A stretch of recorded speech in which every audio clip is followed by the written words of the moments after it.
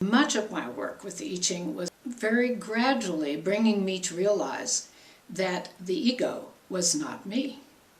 It was instead a false self that was the product of the conditioning that we undergo in our culture.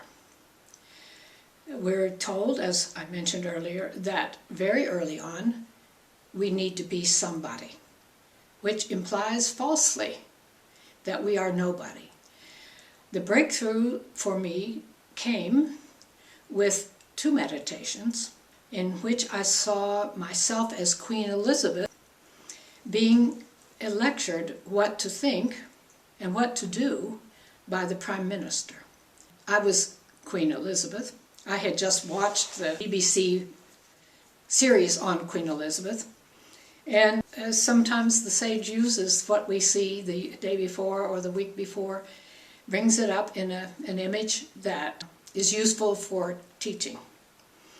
And I realized that in this meditation that I was the Queen, not the Prime Minister. But that the Prime Minister was saying, you should do this and you must do that. You have to do it this way. And I realized that that was also a voice in my head that controlled most of my actions. What I should do, what I must do, how I need to conform, what others think of me, and all kinds of other expressions. That was one of the first meditations that helped me realize that it was not me. The second came at a different time to help me understand a situation that was going on. I had, by that time, worked quite a long time in divesting myself of self-images that make up the ego. In this meditation, I saw my husband parading on a very brightly lit stage in an Elizabethan costume with lace at the hands and lace collar and a feather in his hat and high hip boots, very fancily dressed. And he was parading across the stage this way and that way.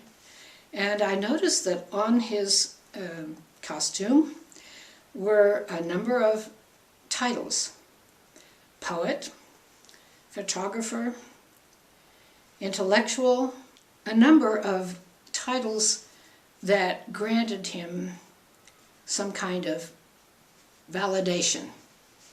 After seeing him parade back and forth, my eyes were drawn to a figure on the side that I hadn't noticed, and it was him in a kind of feed sack cloth, sitting bound up. His hands were tied. He had a gag on his mouth. He was obviously constrained. What was particularly noticeable was that sweat was coming out in drops like this, and that he was suffering terribly.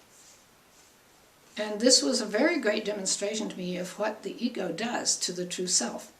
It suppresses it, does not allow it to say anything, does not allow it to express its feelings. And that made me realize that the ego is an enemy in the personality, is not a help. And furthermore, it takes credit for all of our successes, and it also blames the true self when it has proposed something that fails.